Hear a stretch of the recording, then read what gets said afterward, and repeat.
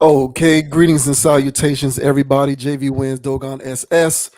Welcome to another edition of the Conscious Approach channel on YouTube. Appreciate you for tuning in.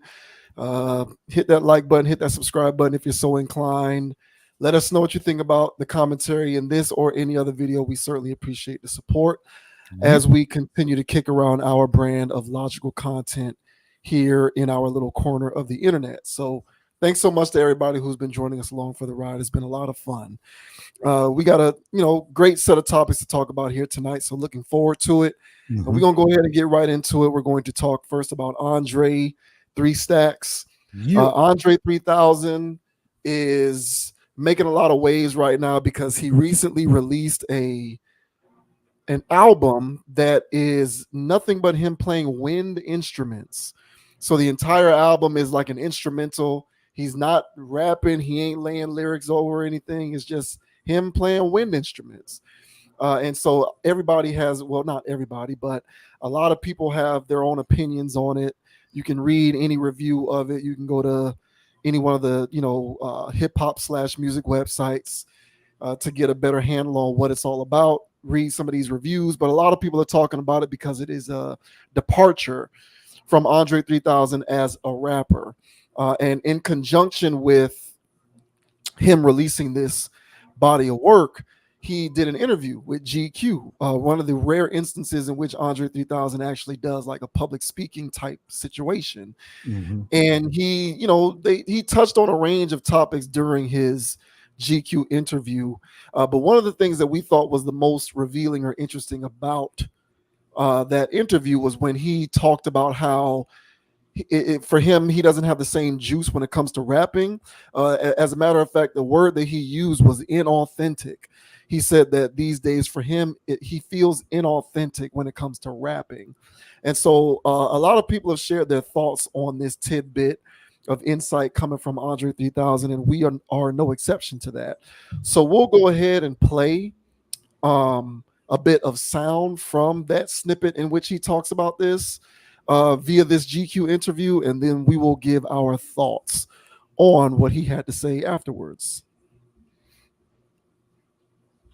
Instruments. There was a certain point where I just didn't know where else to go. I didn't like, even now, like people think, oh man, he's just sitting on raps, or like he's just holding these raps hostage. Like I ain't got no raps like that. Like it actually feels, sometimes it feels inauthentic for me to rap because I don't have anything to talk about in that way. Like I'm 48 years old, and not to say that age is a thing that dictates what you rap about, but in a way it does. And like things that happen in my life, like what do you talk, like I got to go get a colonoscopy? Like what do you what do you rap about? You know what I mean? Like my eyesight is going bad. Like, but you're not just any rapper. Like you're a top 5, to many people. To me, it's like you're basically being like, I have a very beautiful sports car in the garage, but I choose never to drive it, which is your talent.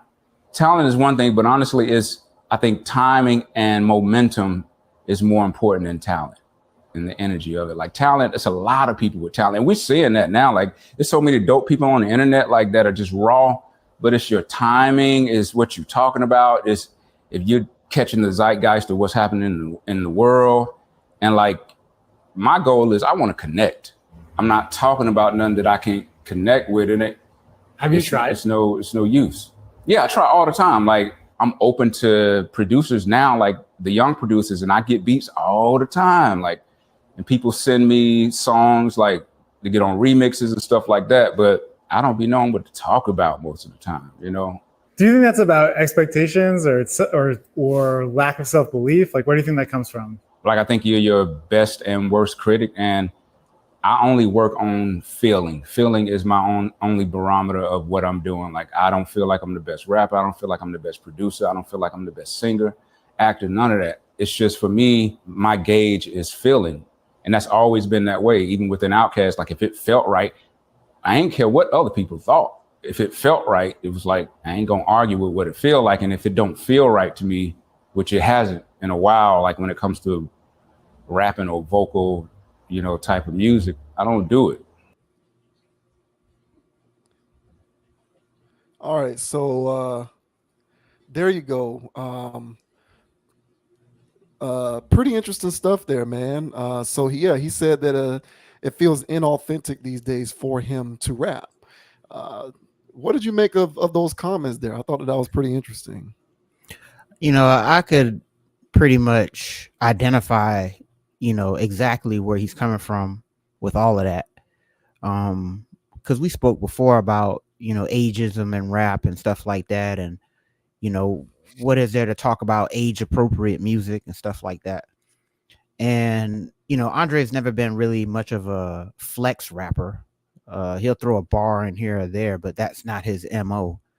So he, as he mentioned, generally talks about whatever's going on or however, he could impact, people's mood.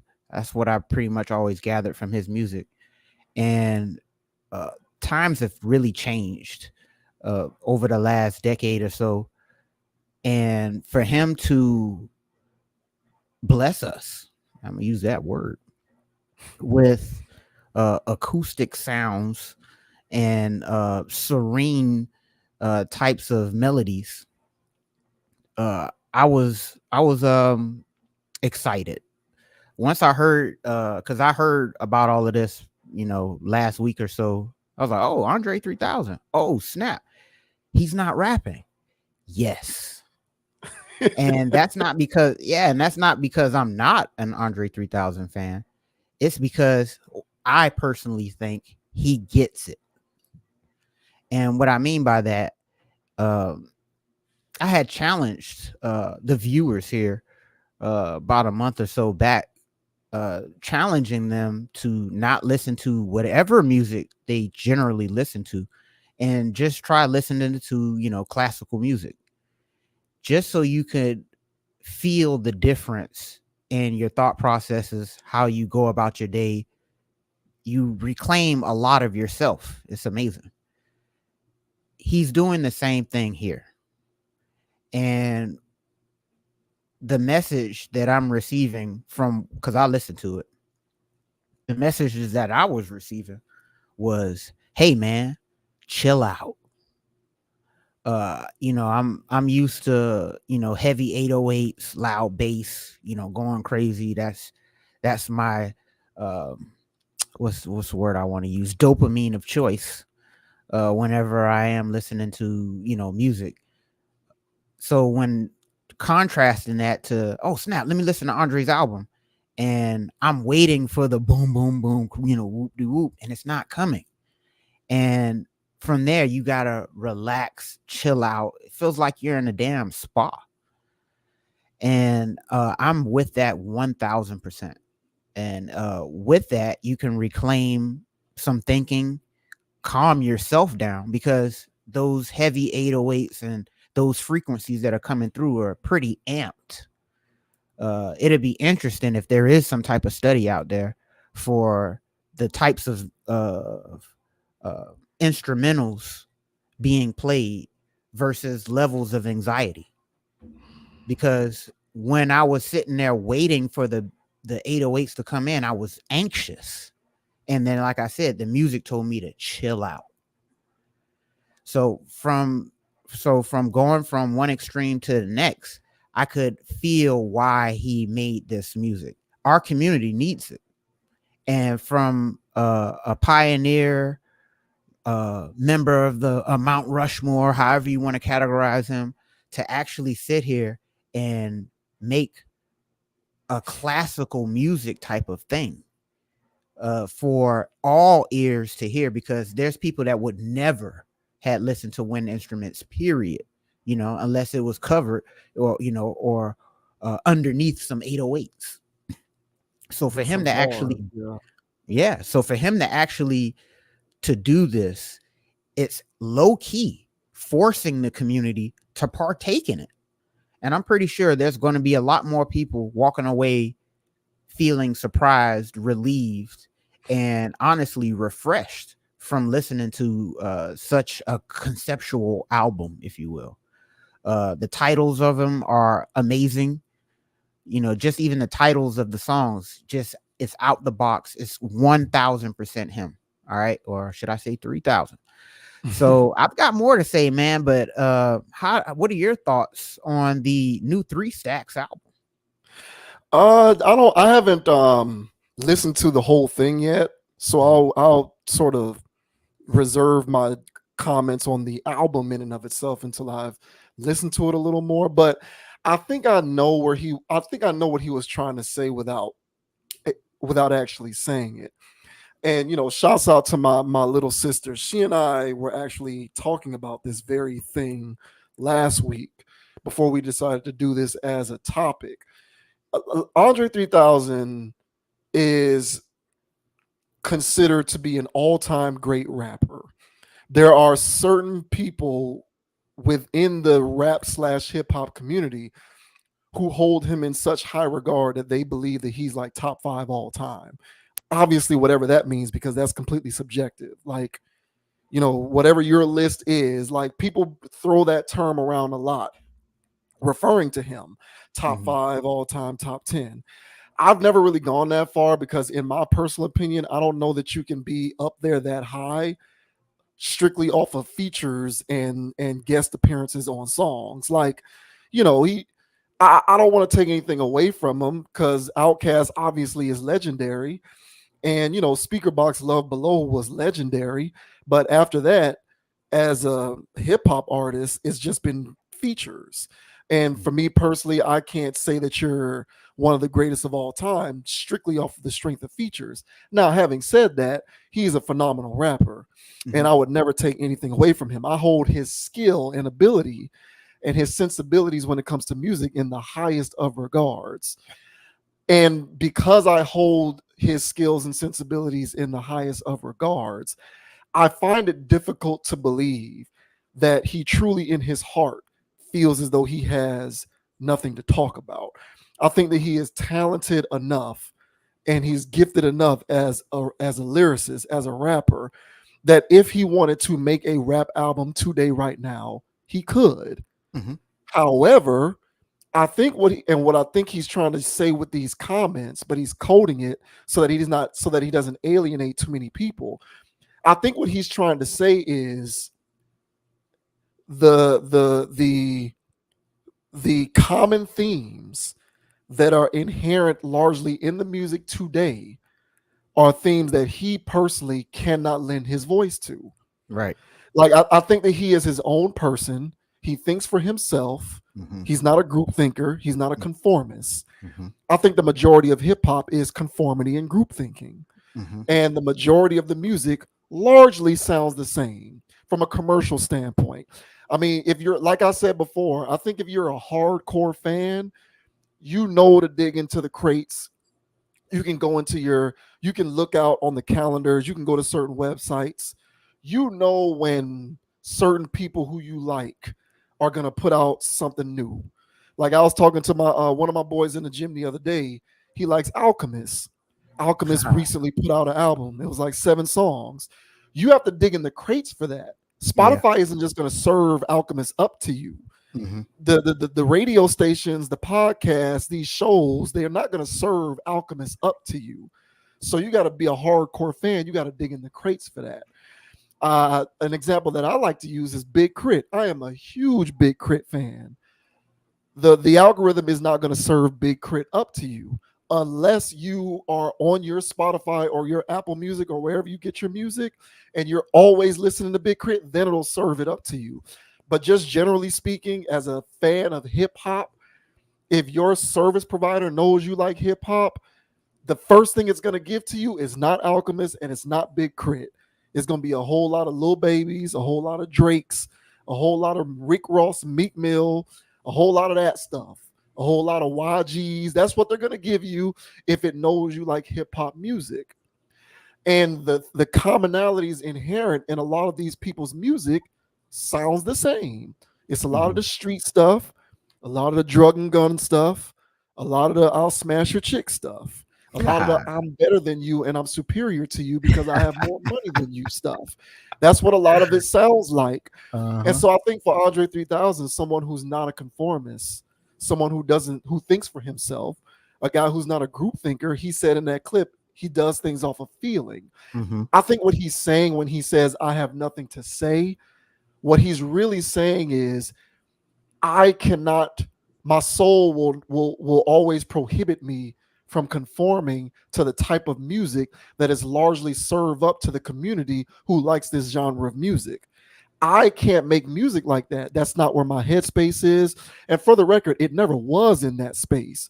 Even when he was in his earliest days with Outkast, he didn't make stuff like that. So he's been consistent in that regard. And I think at this point, he's saying that without actually saying it. Because, obviously, if he goes on to an interview and leans in on the current state of rap and hip hop from a commercial standpoint, from a popularity standpoint, he's probably going to alienate a lot of people who are going to have issues with his opinion, even though it shouldn't be that way because it's just his opinion. We know how this internet thing works. We know how troll world works. People are going to have an issue with his opinion. You're going to have a lot of these rappers coming out of the woodwork who want to attack him for his opinion because that's just how this stuff is now. So he said it in the most delicate way that he knew how to say it, which is, I feel as though I have nothing to say. But really, I think he does have things to say. He just feels as though there's really no place for it in popular mainstream rap nowadays, because when it comes to popular mainstream rap, you have to conform to the common themes that are inherent in the music, which is everything that I just mentioned. And if you exist outside of that, you basically have to relegate yourself to being an indie artist who is only going to galvanize a loyal, hardcore fan base. And, some might argue that that's always been the case, or that that's just the way things are. I would suggest that it has become even more pronounced today than it ever was before. It's a greater epidemic we are seeing now, where if you aren't on that ignorant stuff, you have to be tucked away in the corner on that indie stuff and just live and essentially eat off of your very small, minuscule, hardcore fan base. And I think for a guy like him, he's saying, well, I don't have to play in that sandbox if I don't want to. I'm not going to give you those raps if I don't want to. So I play instruments. I'm multi-talented. I'm going to give you my wind instrument album.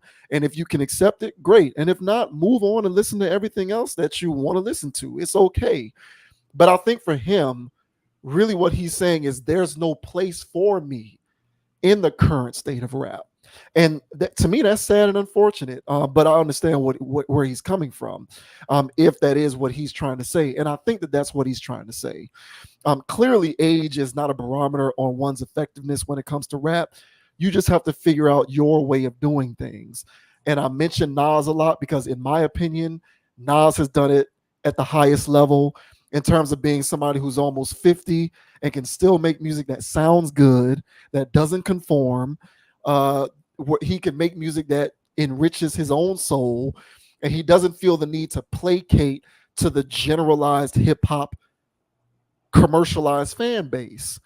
And he can just do what he wants and put his albums out, and let the chips fall where they may. And Nas isn't the only one, but to me, he's the one who does it the most effectively. So there's a blueprint for it, and it can be done. But I think for Andre 3000, he's saying, I don't really care too much to dive into this, even though I could do it. I'm just going to do things that enrich me personally, and anyone who's on board with it, come aboard. And if you don't like it, so be it. But I'm going to stick to my wind instruments, and it is what it is. Everything else can fall by the wayside. Yeah, I agree with that. You articulated that well, because I was trying to get there, but yeah, you said that, because especially the part where when it comes to the rap game being what it is now, like him dropping a masterpiece lyrically, it, like you said, it would alienate. It would honestly just find its own little niche in the corner, which most likely this is going to do. However, this, for even people that's not even going to listen to this is making headlines. If Andre 3000 came out with a rap album, people will go, oh, Andre 3000 came out with a rap album. They'll probably get alienated and then go, okay, rap is rap. Our old rappers are old rappers next. Yeah. For him to make this step in this direction, it literally changes the trajectory of hip hop, in the sense that what he's doing is literally trailblazing for other people to take another route. You don't have to do what everybody else is doing. And by the way, lyrics are limited. He could have said a whole bunch of words that was well put together, pristine. It still wouldn't hit you as hard as the wind instruments. Just straight up frequencies like what he's playing versus words, the frequencies are going to control your mood a lot harder, and it's going to do exactly what he intended, was for you to think. You're not going to think listening to his words. He's going to say some parables, some things like that that's pretty fire, some one-liners or whatever that really get your motor going, which is cool. But that's the direction that he was telling you. When there's just instrumentals playing and there's just soft, soothing music going on in the background, I mean, you can hear your mind go in a good way of, man, what's going on? Hey, hey, man, I should pay that bill. I'm a little late on that. Hey, well, hey, what you reclaim yourself when these things are going on. So I really love this from the standpoint of that it's frequency music. And the way that the world is going right now, that in order for something to be on the radio, it has to be a certain amount of beats per minute. In order for something to be on TV, there's certain frequencies that's coming through the TV. And there are studies that's done on this, that it puts you in a delta state, a state of just openness and receivingness, not thinking, not being constructive. You're literally being hypnotized. So for him to play a different frequency, for him to play something else, go off the reservation, if you will, it gets people out of that delta state of tunnel vision into, oh my God, there's a whole garden back here. It's imagine if you just limit it into some, 8x8 backyard where there's a big ass fence. That's regular music. That's whatever everybody listens to the radio. If you watch music videos, it's in that little space. But then there's a whole world outside of there where there's no verbal communication. It's just music. And then once you step outside of that gate and realize it's an entire field of acres, you go, man, I was living in that little box this whole time. Then when you go back and listen to your classics, your favorites or whatever, and then listen to the commands, listen to how they're telling you to think, how to spend your money, how to handle your relationships, listen to all these commands. And then you can see how you're fitting in other people's boxes. This one's more like an open situation, an open format where you can populate this area with your own thoughts. And since the frequencies are so chill, it puts you in a chill mind state. So you're having more chill thoughts. The more aggressive the music, the more aggressive one's thought pattern may tend to be.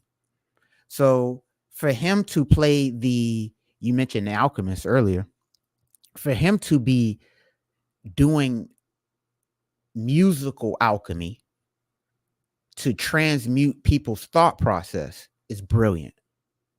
And so he may act like, like you said, being coy, I'm just, you being real selective with his words. This is a person that has a mission, in my opinion, and he's trying to lay gospel, if you will, for future generations. Because when he's passed away and gone, he's got a healthy body of lyrics that people can listen to. And then if he transitions into this, then he's also have more calm, soothing things that the community needs. And once, our community adopts it, not everybody, but once our community adopts it, it is a good enough splash of good energy to help permeate for future generations. So me personally, I appreciate this body of work. I'm not a wind instrument person, to be honest, but listening to this, I'm getting into it, because I'm telling you right now, once my mood immediately changed. It took like 2 minutes, and then I started thinking like, hey, whoa, I gotta pump the brakes. I gotta calm the hell down. Brilliant. So for all the people, and there were naysayers, couldn't believe it. This was before the album even came out. But people on social medias, they can't wait to hit record on certain things. And as soon as they heard that he's not rapping, what? We don't want to hear that. They start playing Bombs Over Baghdad and other things that he did. This is the Andre we want. No, we want the evolved Andre. We want the evolved type of music. And this, in my opinion, is evolved, is brave, and he's taking a step out there. Can't commend him enough. So one of my spirit animals in the world, Andre 3000, doing a heck of a job trying to change the trajectory of the frequencies that our people listen to. I'm all on top of that. I love it. Well, if you would have put out a rap album, see, I mean, he's damned if he does, damned if he doesn't with a rap album, because all people are going to do is bitch and complain about how it's not a classic, because they've been waiting so long for him to put out a rap album and anticipating this classic body of work. And if anything falls short of that, they're going to complain about that too. So either way, those people are going to complain. That's why they ought not to be listened to. Dr. Dre is kind of in the same boat. That's why he gave up on ever releasing a Detox album, because he knows there's no point. If I put it out, people are going to think it's not as good as it should have been. Yes, because of how long it took and my name and my cachet. So best to just let it go and don't even put it out. You're better served by not releasing it and just have people wondering what could have been. So he's 100% well within his right to not release that, because people are going to be dissatisfied with the result no matter what. I just hope that people are receptive to it, because one thing about him, he has built up his genius cachet where he can do certain things and people are going to give it a chance because of who he is. And people kind of perceive that because he has done it, it must be good or insightful in some kind of way because his name is attached to it. He's sort of built up that kind of cachet. And it's largely earned. Another guy who's built up cachet like that is Kendrick. Kendrick can literally put out bad music, but because it's him, there has to be some level of genius attached to it. And maybe we just don't get it. And so maybe we need to listen harder because it's him and he's a genius. Like 3 Stacks kind of has that same level of cachet. And so hopefully that cachet builds up enough equity with him that it gets more people receptive to it and listening to it than not. Because, we can have all of these side conversations about the music and all of that kind of stuff all we want. But at the end of the day, you're not going to smoke me out of my hole on this.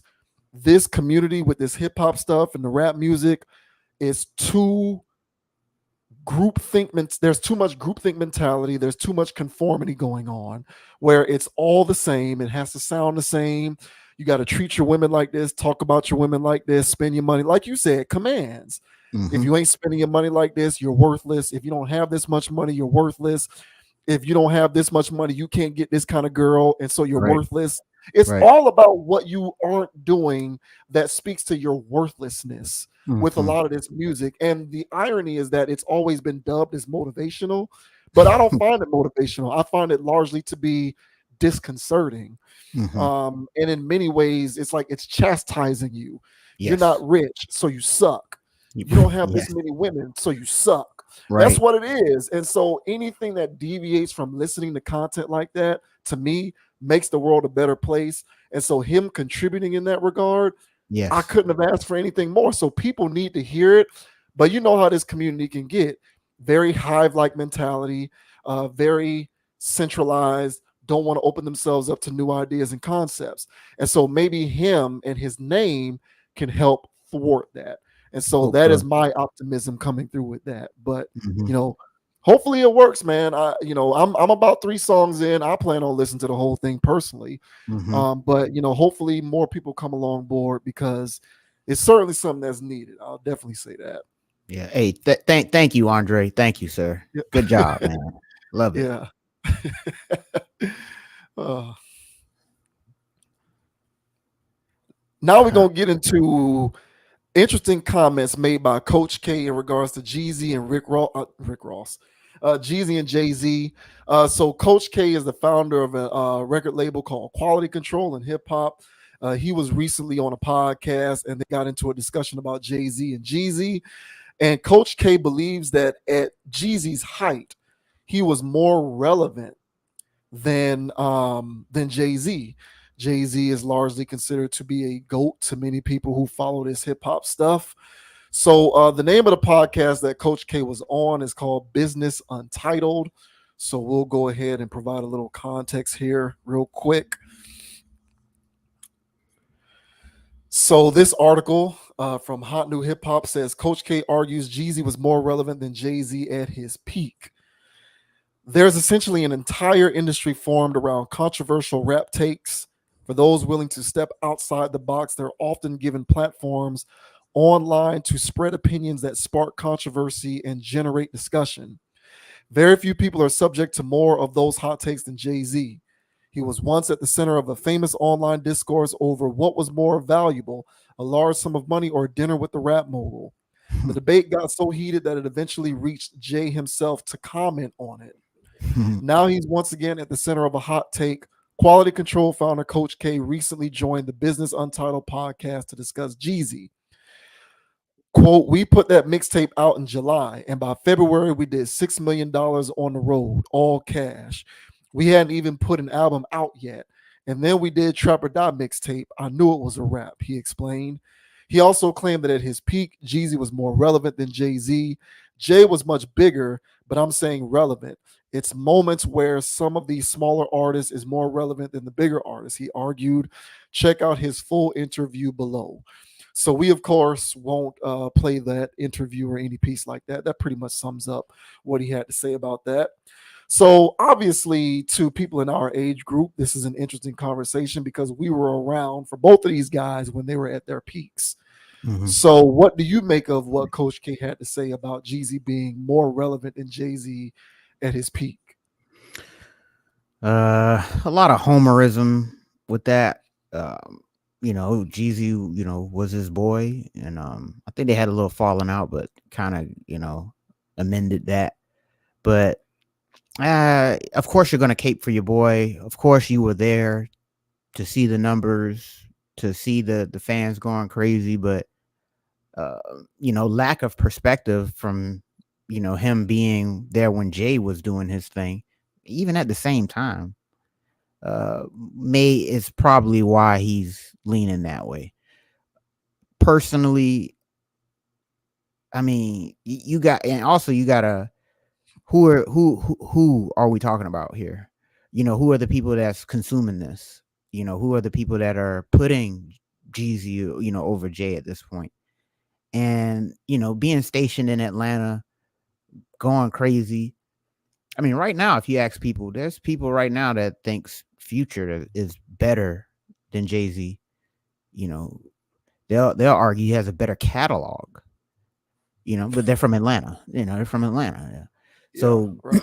So Gucci, Jeezy, Future, T.I., Outkast, the list goes on. But these guys all have their jerseys numbers retired, even if they're still playing. Like, these guys are just, the top, dealing with Atlanta. So being stationed in that area, being around all of this stuff, of course, his judgment, in my opinion, is a little clouded. Personally, I and one more thing, I understand what he means by, when somebody first come out or whatever, that initial buzz.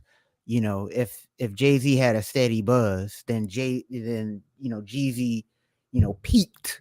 Right. Past him. He can say that, but you can say that about anybody that had a good run, So there's probably somebody that was peaking when Jeezy was peaking and had, or at his apex or whatever, and surpassed him. So making such a statement like that isn't really saying much either. So to me, I think this is just good PR. I think this is good, spinning the narrative to get people to actually go, man, maybe Jeezy, I should give Jeezy more credit, because Coach K is highly respected, bro. Yeah. And so, you drop his name anywhere, somebody, people going to start listening. Oh, what Coach K got to say, because he's been behind a lot of stuff. So his name has a lot of cachet. So for him to say this, I think this is more stirring a pot, narrative spinning, making you himself look even bigger and better, because he was behind all of that. But personally, I don't think there was any point. I don't think there was any point, and I'm not even the biggest Jay-Z fan. Right. Yeah. But I don't think there was any point that Jeezy was bigger Right. than Jay-Z. I mean, honestly, like, if there was a show at this peak that he's talking about, if there was a show in competing arenas in different, same proximity, but different arenas, same day, I think people would be clamoring more towards the Jay-Z stuff, in my opinion. There's going to be the people that go to the Jeezy show, but they're going to be people, Jay-Z and Jeezy are in town. Oh, I think a lot of people will be going to see Jay. Yeah, I could be wrong. But how do you feel about this, man? Do you think that Coach K has a point here that, well, Jeezy at some point, was bigger than Jay-Z? Honestly, I think it's debatable. So I don't think he's right, but I do think it's debatable. I think that you can't completely dismiss it. And the main reason why I think that is because, like, Andre 3000 in the topic that we just covered mentioned capturing the zeitgeist of what's going on in the world and sort of being able to successfully ride that wave, right? Which is a great word, zeitgeist. So what I think Jeezy did was Jeezy was able to capture the zeitgeist of his generation better than anybody. Like, so Jay-Z and that generation of rappers was like, we used to be in the streets, now we rapping, but let me give you my stories of what used to go on back then when I was in the streets, and what I did to get to this point now, where now I'm in the studio and I'm rapping and I'm successful, the blueprint, right? But what Jay-Z's generation fostered was the next generation of rappers who were saying, hey man, we ain't just talking about what we used to do in these songs, we're now going to be talking about what we're still doing, even though we're rapping. So what Jeezy was doing was saying, yeah, I'm in this rap studio, but I'm also still in the streets. I'm still doing this actively. And I think that So and I think that back in the 2005, 6, 7 period of time, during that period of time, that's when you had a lot of these rappers coming out doing that. We're still in the streets, even though we in the booth too, even though we in the studio. So the zeitgeist of the time was street dudes still rapping, as opposed to Jay-Z's time, which is used to be street dudes and now we're rapping.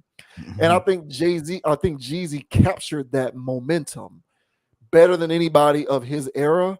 And so I think because he caught it at the right time and he did it the most effectively, there may have been this brief window where Jeezy was perhaps a little more relevant than him. So that's why I say it's debatable, because Jeezy was lightning in a bottle. And like, I remember being, now granted, to your point, a lot of this is regional as well. I wasn't up north. I wasn't in the Northeast. I wasn't nowhere but down here in the South when Jeezy was popping off. So I don't know how strong Jeezy was hitting in New York and some of these other places. I do know how strong Jay-Z was hitting in the South, though, because I was down here. And when Jay-Z was doing Blueprint 2 Black Album, when Jay-Z put the Black Album out, the whole Miami was playing the Black Album, even them street dudes.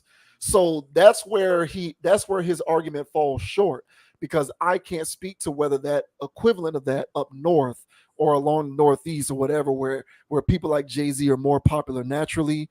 I can't speak to whether that was taking place, but I do know for a fact that when Jay-Z put the Black Album out, it was on fire down here. Mhm. And you couldn't go nowhere without people playing that thing. Mhm. And but what I will say is 2005 when he put out Thug Motivation 101, Jeezy I'm talking about. Yeah, that was crazy. It was an epidemic. It was an epidemic. It was an epidemic, and he captured a very hard hitting zeitgeist within hip hop at the moment, which was hustlers who are still hustling but also rapping simultaneously. And there were other rappers who were doing it. Jeezy just did it the hardest, and with those beats and the production, you just didn't hear it prior to him. You never heard it like that before. Right. And so he kind of carried that momentum with, Thug Motivation 102, and then he dropped the Recession. And then like My President is Black at the same time that the presidential race was going on. So I think it's debatable. I think an argument can be made because that's when Jeezy 2005 through 2008, I would say, Jeezy was at his peak. I think you can debate during that time Jeezy being more relevant, but it's a regional conversation. So I don't know how hard Jeezy was hitting in other regions of the country.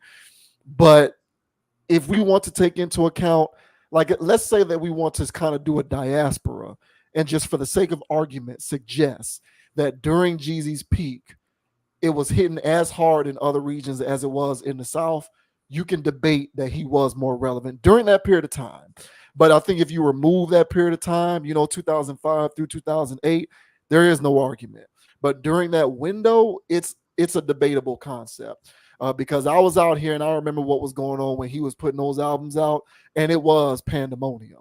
It was. It was. So, from that standpoint, that's the only place where I think Coach K has a point. But if you remove those years and you're just talking in totality, I would say never at a point was there more relevance accorded to Jeezy than Jay-Z. But it's all regional, and a lot of these musical conversations generally revolve around two things primarily: age/generations and locale. And so that's pretty much how you have to dissect these conversations. And so if you think about it along those lines, at the least, I would say at the most, it's debatable.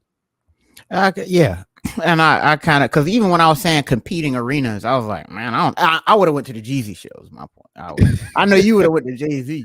Yeah, but yeah, that's my thing. Like, yeah, I don't know. It is debatable in that window. I think that was 2005. It had to have been. But I was at a gentleman's club. I was a young man. I was just trying to live my life, bro. I was at a gentleman's club and I was against Jeezy because the Boys in the Hood came out first, and I'm like, what is this, bro? Like another clown with snowman on the shirt? Get out of here, bro. But when those speakers, man, they were just, and I just mentioned it earlier in the earlier topic, man. 808s is my thing, man. If that beat knocking mine, that's like, whoa. And first thing I heard was the beat, and then I heard him with his cadence going. I'm like, what the hell is that? Who raps like this?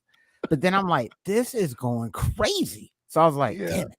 So I was like, all right. So after I left there, I was like, all right, I'll listen to it. And then I'm listening to it. I'm not wanting to like it. And I'm like, this, whatever this is, I'm fucking with it, bro. Like, let's go hard. So yeah, man. So that's like a big thing. Even if I'm trying to hate on you and I'm enjoying it, hey man, you doing something right, goddamn it. So he did that. So that was an interesting window. I'll give you that. But here's my retort to that. Since I don't know 2011, 12, I don't know when Drake really got on, but Drake has been the hottest thing since whatever. He's Mr. Relevant right now, right? But within, Drake's reign of being relevant, there's other people who have spikes of relevancy that's better than Drake's. Because right now, if Drake, drops an album, whether the people are really jiving with it or not musically, it's still headlines everywhere. It's crazy. It's pandemonium still. He still has that appeal.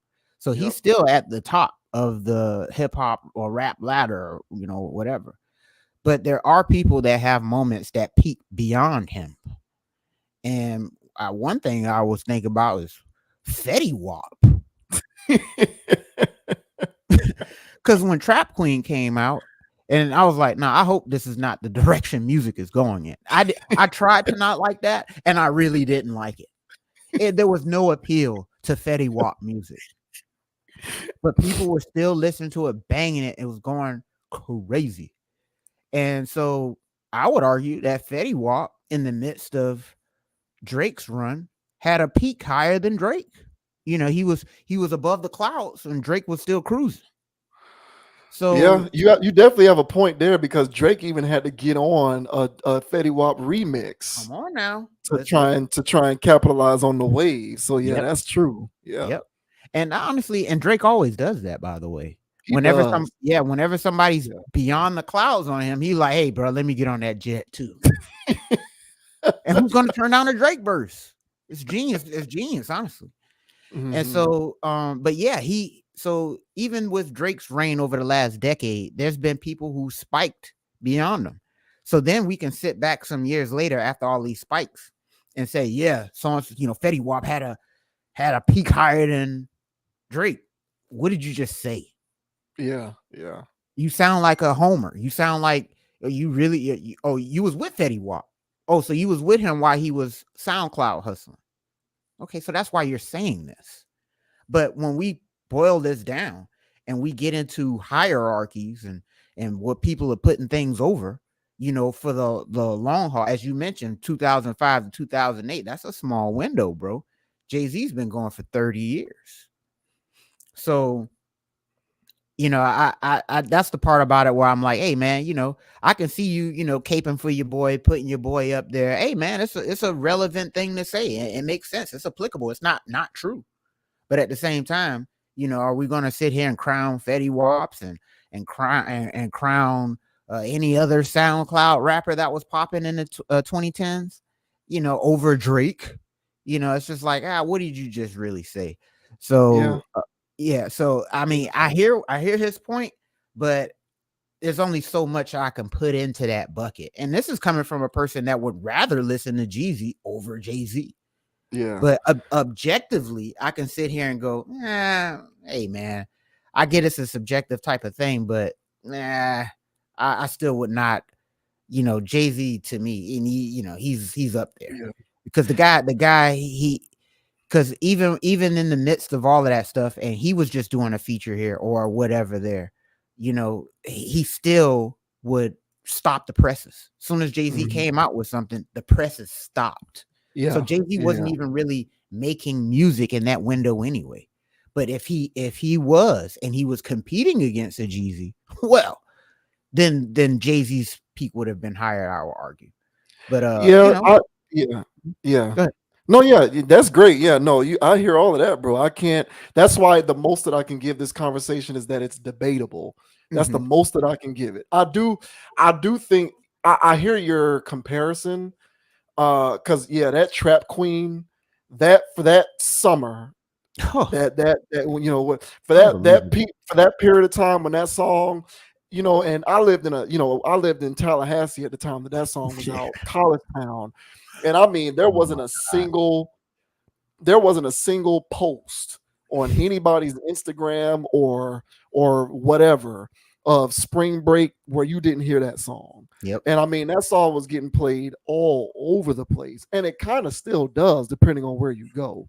So I definitely hear your point. I would just contend that Fetty Wap's window of relevance was not Jeezy's. Like Fetty Wap had like a year, whereas Jeezy had like maybe 3 to 4.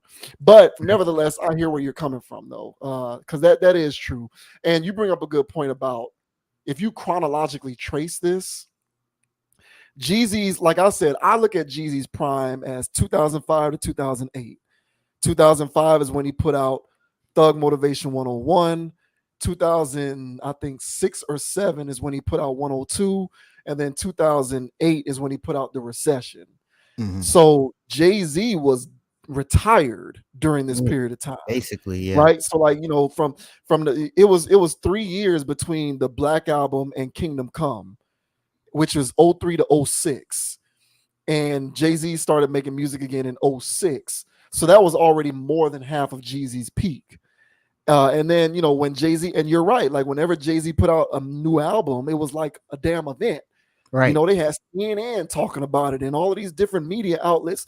It was like it was a damn movie because this guy was putting out a new album. Mhm. So I definitely hear where you're coming from. I would just say that it's only debatable because I just remember I can put myself back in that period of time, especially with 101. I can transport myself back there, and I remember what the streets was like when that music was popping, and it was pandemonium. It was. It was. So I'm willing to give it the debate, even if I wouldn't completely agree. But I hear where he's coming from. But I think overall, like in totality, it's no contest. But you do bring up a good point with the Fetty Wap thing, because that was a thing too, and that song went crazy. So yeah, I hear that. Damn, that damn tricky, slimy, damn Drake. That damn Drake. Lord, Drake is slick like that. Let me get on this Fetty Wap track real quick. Boy, I swear, man. I was upset people kept falling for it. Drake is a slickster. He's a slickster. He's a slickster. He's a snake oil salesman. Damn Drake. Shout out to Fetty Wap, man. Shout out to Fetty Wap, bro. I ain't trying to throw you under the bus, bro. Well, he's already under the jail, so what are you gonna do? Oh God. Now we're gonna get into a little sports talk. We're gonna talk about the Phoenix Suns real quick. I propose that we talk about this real quick on the channel because this is one of the aspects of basketball, in particular the NBA, that has me frustrated. We talked about load management and how much that is an abomination. Some of these players who just kind of do the league dirty, Ben Simmons, James Harden, how those are abominations in terms of their approach to professionalism and just playing basketball, and how that really makes the league look bad. So when you compare that with load management, the NBA is kind of, to me, looking a little suspect these days. And it's why they're trying to institute things to kind of get people back caring and taking them seriously, such as the play-in tournament and the in-season tournament. The play-in tournament is okay. To me, the in-season tournament, don't really get it. But of course, I'm a hardcore guy. I'm going to watch the games regardless. So I don't know if this goofy in-season tournament is actually getting people watching these games in the regular season. I don't know. But I did want to talk about the Phoenix Suns real quick, because another thing that I think hurts the league is top-heavy teams. And right now, if you're paying attention to what's going on with the Phoenix Suns, there was a lot of hoopla around the Phoenix Suns coming into the season because they signed Bradley Beal. They basically gutted their entire roster. DeAndre Ayton is gone. A bunch of people are gone. Chris Paul is gone. And in comes Bradley Beal. And so they basically go like 5 deep. But at the top, they're very elite. Kevin Durant, Bradley Beal, and Devin Booker. However, none of these guys can play a game. Kevin Durant's the oldest guy. Well, he's the oldest star on the team. He's 35. He's played in every game. So shouts out to KD, who continues to bring it, of course, as he becomes a veteran. But Devin Booker got hurt the first game of the season against the Warriors. He proceeded to miss like a week. Bradley Beal was already on the mend. He wasn't playing the first 2 weeks or so of the season, came back, and now he's hurt again and is supposed to miss like a month with a back injury. And so I'm looking at it and I'm saying, what was the point of all this? I don't think these guys are going to play a single game together in the regular season at this point. I think they're going to load manage the hell out of this roster all the way through the playoffs. And maybe that's me being cynical, but that's what I think is going to happen. I don't think all 3 of these guys are going to play in a single game this year.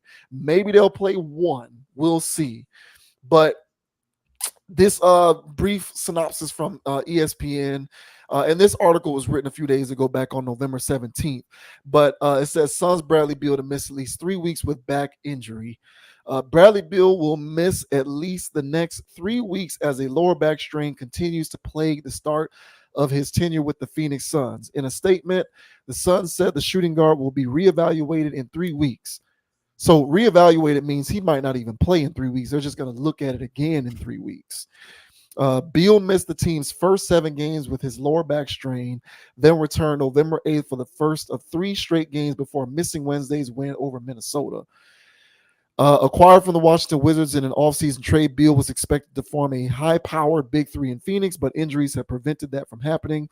Devin Booker has also played in just 3 of the Suns' 11 games because of ankle and calf injuries, but has not appeared in a regular season game with Beal. Kevin Durant has been the team's lone superstar constant, as the 35-year-old has not missed a game. Phoenix plays the first of 2 consecutive games at Utah on Friday night. Of course, this was last week. So Devin Booker has come back since then. So it's been Devin Booker and KD. Beal is out. And I don't know how much money you want to bet that when Beal comes back, either someone else is going to get injured or they'll just start load managing their way through the regular season. But I'm a historian of the league. I follow this stuff very closely, and there is a precedent for top-heavy teams not winning championships. The lone exception is the Warriors with Kevin Durant, and I largely look at that team as an outlier because they were unbeatable and had the 2 best shooters in the league, along with 2 of the top 5 best players in the league, all in the starting lineup at the same time in their prime. That is an outlier. I don't think you'll ever see that again. So I think you kind of have to take them and throw them out of the window. If you remove them from the equation, there isn't a single attempt at formulating a top-heavy roster that resulted in winning a championship. Not one. There isn't a single example of this. They've tried and it failed. It didn't work in Brooklyn with Kevin Durant, Kyrie Irving, and James Harden. Now, granted, Kyrie went a little nutso, and James Harden is don't even get me started on the horrible example that James Harden sets in terms of just professionalism when it comes to basketball. He is horrible, but it didn't work there, right? Other attempts at top heavy teams that didn't work out. The Lakers in 2004 when they tried to, screw on Karl Malone and Gary Payton with Kobe and Shaq, that did not work. Top heavy teams just do not work. You need depth. You got to be able to go at least 8 or 9 deep. They tried it last year with KD and Devin Booker. Now, granted, that was a bit of a quick sort of deal. They didn't really have a long time to play together, but they tried to do that with Kevin Durant, Devin Booker, and Chris Paul. Did not work. Chris Paul's gimpy, always gets hurt, and DeAndre Ayton is flaky and has attitude issues. Top heavy teams just don't work. You need to be able to go 8 or 9 deep, and I think that the precedent for this is very clear. Yet here we go again with the Phoenix Suns. There was all of this fanfare because they were getting these guys together. Lo and behold, someone is either hurt or eventually, I predict, they're going to be load managed. And so those are my initial thoughts on this situation. I was never excited with this situation to begin with because I felt as though there were either going to be injury issues or load management strategies. And here we go. So even if these guys do get healthy in time for the playoffs, I don't think that they will develop the kind of court chemistry that you need to be successful in the postseason because guys need to get runs together. Right. And they're not getting runs together. You got to be able to play. And the media is going to talk about how if they're healthy, they have a chance. No, they don't. They do not. And I hate it when the media does lazy stuff like this. They don't have a chance if they don't get runs together. So I don't like it. I wasn't excited about it from the jump because I feel as though you need to be able to have somebody who can run the floor, who can orchestrate offense. They do not have that. They've got scorers who can dribble, pass, and shoot, but they don't necessarily have somebody who can orchestrate offense and get guys in the right position. I predict that they will not win a championship, much less make it to the deeper rounds of the playoffs. But I am penny for your thoughts if you feel any different. So hey, real quick, man. So I know we won 2 out of 4, but would you consider the Heat roster to be top heavy? I kind of feel like they fit in that bucket. Which year? Whenever LeBron took his talents down there. So not the Ray Allen ones. Right. No, I don't think, because to me, you're not top heavy if you go at least 7 deep. So to me, 7 deep means I got 5 bona fide starting line. My starting lineup is bona fide, and then I can spell with guys who can come into the game and be effective. Mm. And I think those teams went at least 7 or 8 deep because you had the starting 5, and then you had people like Mike Miller and I can't remember. I think Shane Battier came off the bench on those teams too. I don't think Battier was a starter. So Mhm. yeah, Battier was a starter. You have people like Mike Miller who was a starter. So right there, that's 7. So I don't know. I personally don't consider that to be top heavy. I thought that they Gotcha. ran pretty deep. Top heavy to me is you got 3 people, and then you got And 2 everybody role else. players in the starting lineup and no bench. That's what I look at as top heavy. Gotcha. So with that criteria, then yeah, it's not a good formula. Um, I'm a Bradley Beal fan. I feel like, Washington is a horrible organization uh that aren't trying to win. And so he got stuck in a bad situation over there. So I was excited for him to go to a contender. But I didn't like how the team was assembled.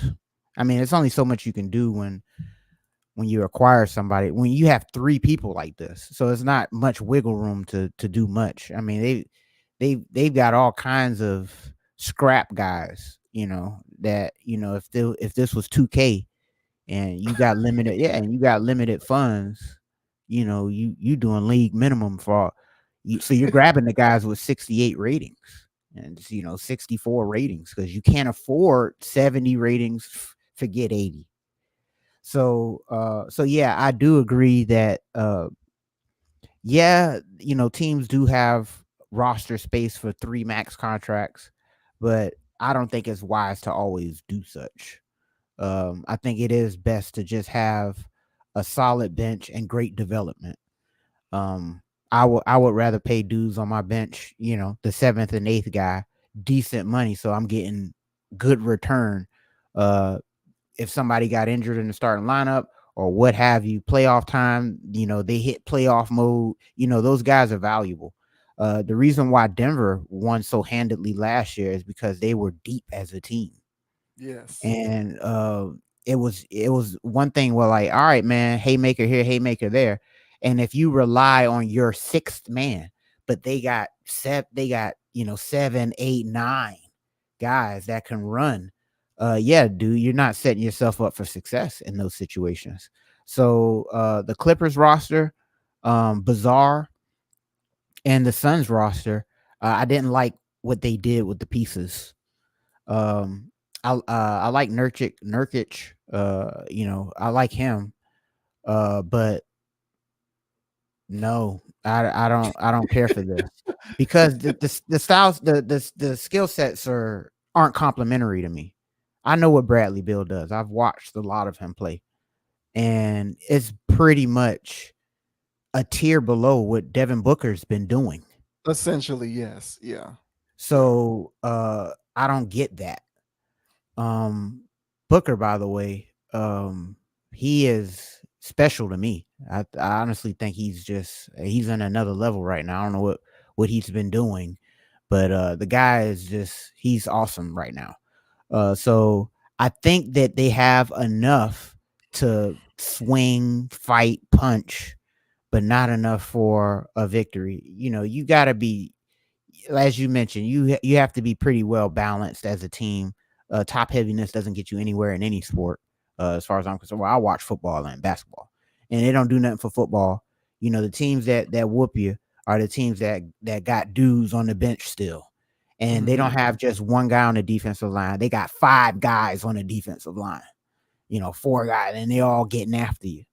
So yeah, you got to have dudes that can just hoop. And the Suns, yeah, they just got a whole bunch of guys that would be, not even rotational pieces on other competing teams. So I think the Suns, they may do the load management game. Bradley Beal has a history of being injured. soft tissue things, weird things, nothing really major. Just he's just not good enough to play. And then when you finally see him play, it's like, bro, he still look like he hurt. So yeah, because there's some dudes, I don't know, muscle fibers, whatever's going on, they just look smooth and they look athletic. And even when Bradley Beal is out there, he looks like he's stiff. gimpy. Yeah, Yes. stiff Yeah. and sore. And it's like, bro, aren't you kind of young still? Like, why aren't you? So he's always been that kind of guy. I don't know if it's diet, off the court stuff where he just can't stay healthy like that, because it's generally always like soft tissue stuff. So a back injury, I don't besmirch back injuries, but a back strain is like, damn, bro, like you're still, I don't get it. So, but I think they might play the game. I think the load management game, I think they will play together for a handful, but that might be after All-Star break. And then they're gonna start getting the wheels in motion and try to catch their chemistry and their stride like that. But I had mentioned this, I think this was on the last show, but I don't like homie ball. And this seems like homie, hey, go cook, go to work. And it's like, hey man, look, like that's not how this goes. And so for me, I know KD can find his whenever, wherever, but he still needs the ball. So when you have 3 ball dominant people like this, that in order for them to be extremely effective, they need to be dropping about 30. I don't know how that works in the locker room. I don't know how that works as far as chemistry on the floor. I just think this was bad construction. I get the premise, just hit them over the head with offense, but you still need some other stuff. I don't care for it. So yeah, I agree with you, man. I think top heavy teams are bad for the league. I think it's bad in any sport, honestly. It's not a good product. So I like to see teams clawing after it. All right, the bench is in there and both benches are going at it. That's rare nowadays. And honestly, there's only like a few teams in the league right now that's deep enough that'll hurt you. Denver's still one of them. So. Yep. Yeah. That's my prediction. I believe that once all 3 of them are in playing condition, that it'll be a situation where at the most you'll get only 2 of them in one game. Yeah. That's kind of what I see happening. Maybe for big games, and maybe towards the end of the regular season, if there's like seeding implications, they'll start playing all 3 of them. But I just kind of look at it and I kind of feel like they're just gonna, and that's one of the things that I feel it's a disservice to the game. That is what the tenor of the NBA has become, where these organizations, instead of just maximizing the output of their rosters and focusing on winning as many games as possible, they're looking at schedules and they're saying, let's just coast and finish here and not care too much about seeding or home court. Let's just get there. But in lieu of doing that, you never know what you're going to get throughout the season. You don't know who's playing. You don't know what the finished product is. You don't know what the team looks like, because you get such few examples or opportunities to see everybody playing basketball together. And every team does that. Every organization does that now. And I hate it with a passion, because there's no data anywhere empirically that says doing that lessens the chance of injuries. There's nothing. There's been no study or data that has been presented that has proven doing this is going to increase the likelihood of you winning a championship and lessen the likelihood of players getting hurt. There's no data on this. So you're just doing it just for the sake of doing it, because the players want it and because they want to sit out. And so it's like, we're just doing this, placating to these guys, and they're not playing in games. But historically, top heavy teams have never won championships. Every attempt of it has failed. You can go all the way back. And if you exclude the KD Warriors, because I'll say that was top heavy, that was basically starting 5 or bust. But their starting 5 was so supreme, you couldn't do anything about it, because that was pre-injury Clay. So that was still prime physically. That was still Clay. I can drop 30 in a quarter Clay. That was the Klay Thompson that could literally drop. Klay Thompson scored 27 points in a quarter once. So just eliminate them. But every other team that's won, the Nuggets last year, loaded. You have people like Christian Brown and Bruce Brown and KCP coming off the bench, flying all over the place, hitting threes. You know what I'm saying? Even the year the Lakers won in the bubble, you got people like Caruso and all of these guys just doing stuff, making shots, hitting threes all over the place. So like you need to have depth. And you can say what you want about these rosters, but at the end of the day, historically, you can go right on down the line. Every team that's won has been deep. Every team. So whatever excuse you want to throw out there in terms of why top heavy teams haven't won, because I'm pretty sure if you dig deep enough, you can find some. The reality is the teams that have won have been teams that go at least 8 deep. So it is what it is, but I think that this team has zero chance right out the gate. They have zero chance. They have zero chance to win because of my belief that top heavy teams do not win titles. They just don't.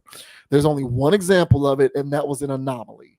And even if you want to argue that they have a chance because their talent level is so high, I'm going to lean into the idea that they're going to be so banged up and lacking in chemistry that they can't win anyway.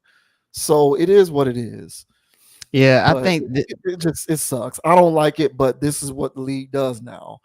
well, that's what I'm saying.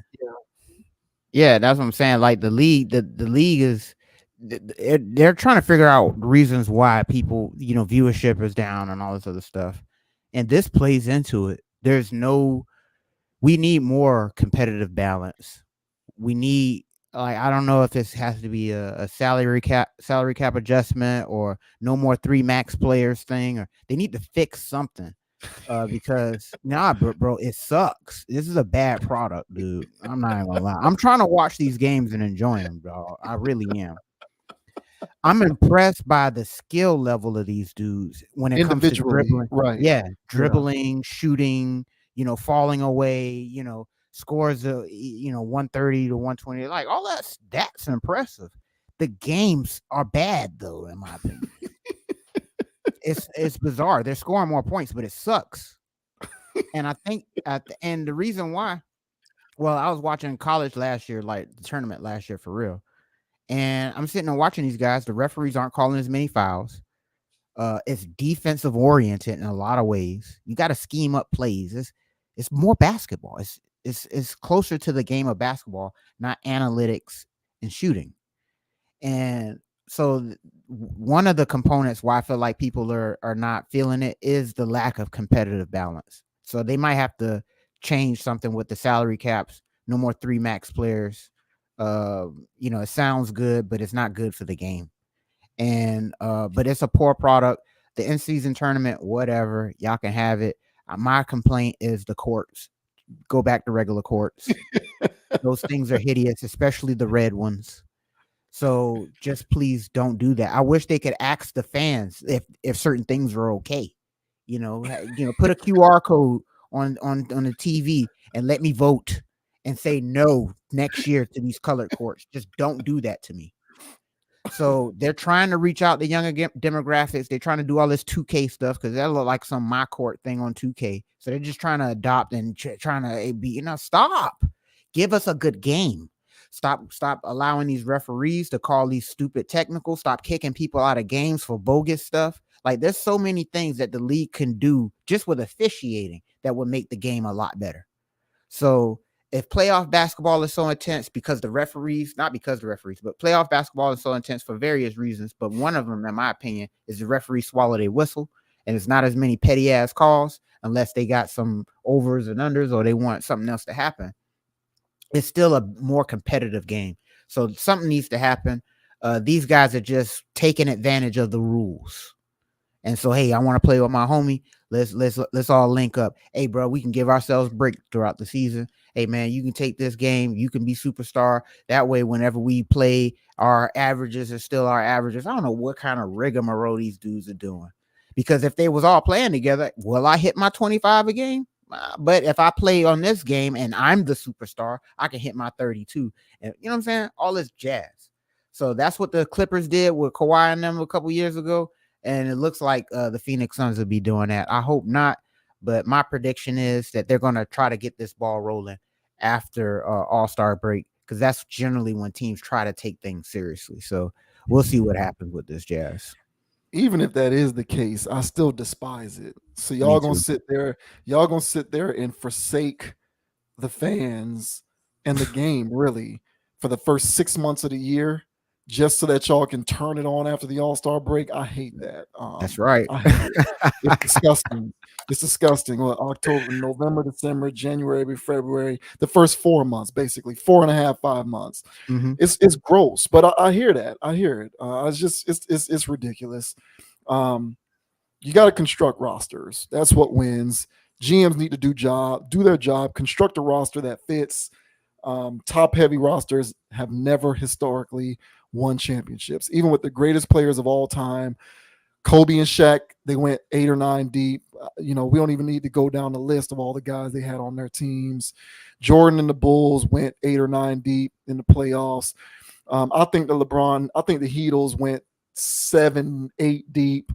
The Celtics, 1 year that they won with Allen and Pearson Garnett, they went 8, 9 deep.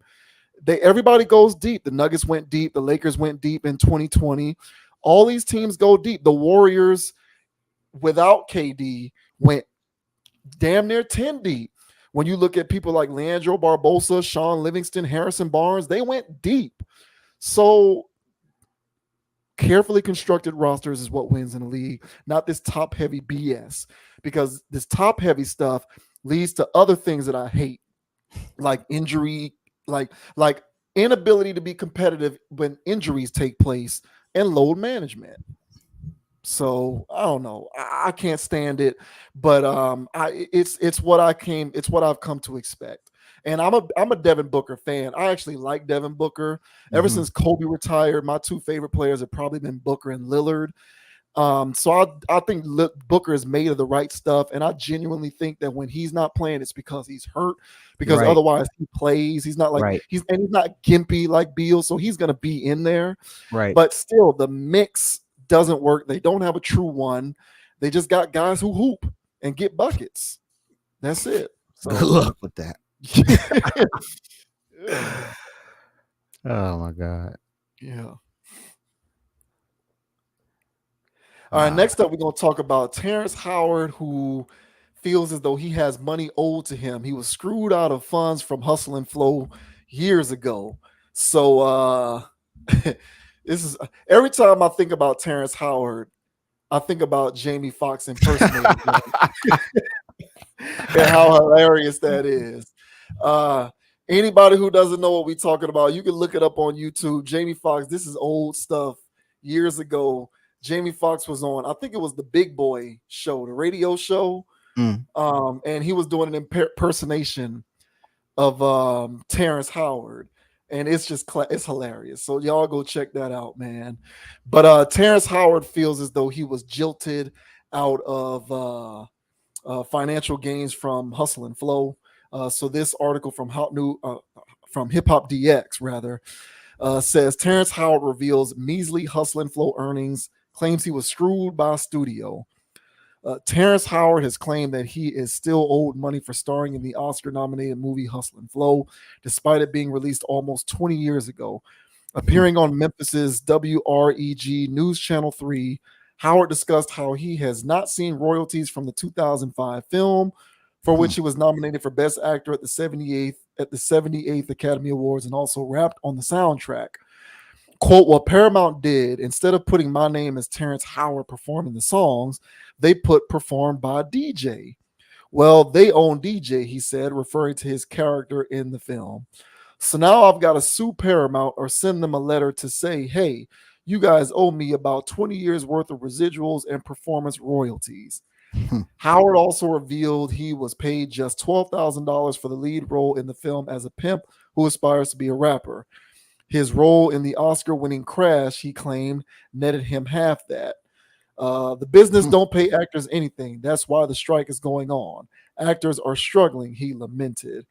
Hustle and Flow reportedly grossed $23.5 million against a production budget of $2.8 million.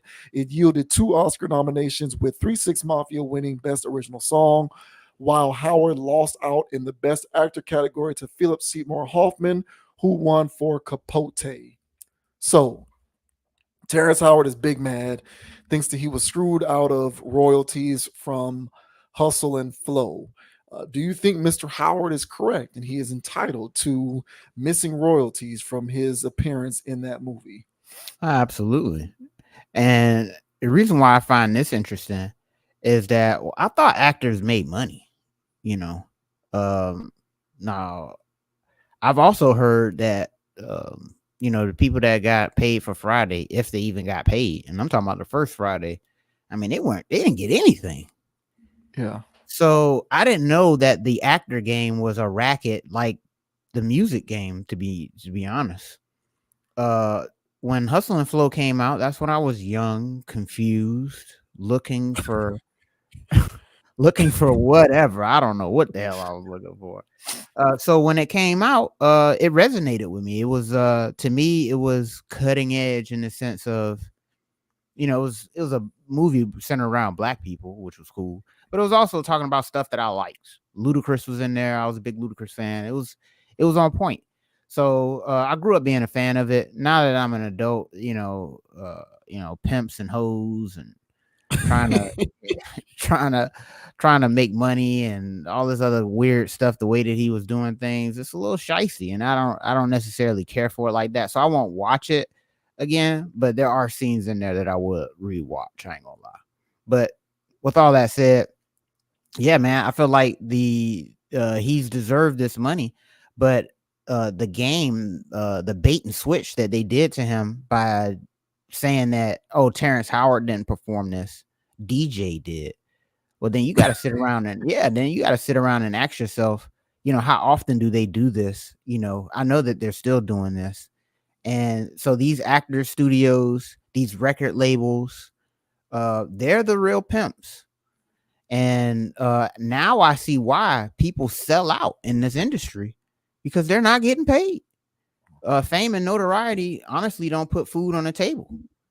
So if everybody's watching your movie, singing your song, and all this other good stuff in between, and you already paid that check, everything from that check, or didn't even get anything, that's a wild lifestyle. So I'm not justifying why people cross over and sell themselves out, but I see why. Because if they were trying to be famous and make money to boot, you probably got to lick some boots in order to get that check. And maybe Mr. Terrence Howard here didn't do enough bootlicking in order to get those residuals that he needed. So wild stuff, man. But how do you feel about Hustle and Flow and Terrence Howard getting I don't know, bamboozled out of his racks? Yeah, by all appearances, it looks like, much like artists in the music industry, actors are also, just like working class people, modern day slaves. They just are more well paid modern day slaves. Mm-hmm. And whenever I use the word slavery in the modern day sense, what I am talking about specifically is the notion of not being compensated in a manner that is commensurate with your production. So, what it looks like to me is Mr. Howard, who was the lead actor in that film, having only been paid $12,000. This is simple math, right? So if the movie made, what was that, 23.5 million, and it was made for 2.8 million, that means that movie made money. And so for him to have only been paid $12,000 is simple mathematics. He wasn't paid in a manner that is commensurate with his production, because his contribution to that film played a significant role in the success of the film. I'm not going to speculate as to whether you replace Terrence Howard with another actor and it gets the same result. I'm not here to play those what if games. The fact of the matter is, he was in the movie. He was nominated for one of those statues, one of those trophies. It made a lot of money, juxtaposed to how much it cost for the movie to be made, and he was paid a mere fraction of that profit. Okay, so he was paid in a manner that is in no way commensurate with his production. So apparently actors are getting the shaft in the same way that artists in the music industry get the shaft, in the same way that working class people get the shaft. If you work a regular job, 9 to 5, if you If you do this kind of stuff, you're earning your salaries $50, $60, $70,000 a year. Chances are you are in the same boat as an individual like Terrence Howard, albeit less paid than him, because you are not being compensated in a manner that is commensurate with your production, your productivity, and your contribution. And that, ladies and gentlemen, as sad as it is for me to say, is capitalism. The name of the game when it comes to being able to be successful in a capitalistic infrastructure is to put yourself in a position to be an owner. So these actors can holler all day long about how underpaid they are and how much they're struggling, but they will continue to be modern day slaves until they own their own movie studios. Now, that will never happen because it's rigged so that individuals can't just own their own movie studios, right? It's no different than, you know, a rich person, some billionaire who wants to try and buy an NFL team. The game is rigged against people just showing up and deciding that they want to buy an NFL team. It's going to be an all-inclusive club for all of eternity because that's how this thing is set up. So you basically have to live with the fact that you will be a modern-day slave into perpetuity or fight tooth and nail until the day that you die to find yourself in a position of ownership. Those are the two options that you have, as bleak as that may seem. So that's the only thing that I can say with this is be an owner. Terrence Howard ain't an owner. He's an actor. So this is what he get. And I believe Terrence Howard at one point retired from acting because he was tired of all this. I think he has since come back and he still does. I think he's come back. I believe. Somebody fact check me on that.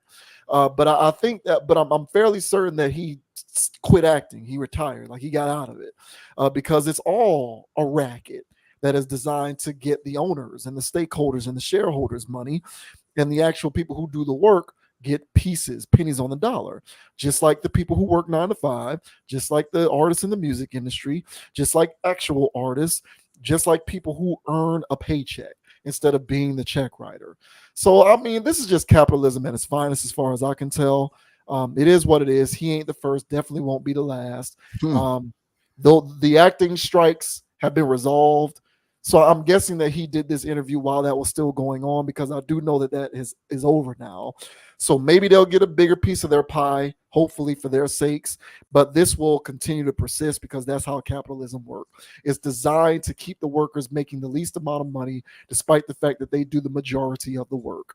If you don't want to be a part of that hamster wheel, you're going to have to fight to try and be an owner in some capacity. And whether you succeed at being able to do that or not is a different story.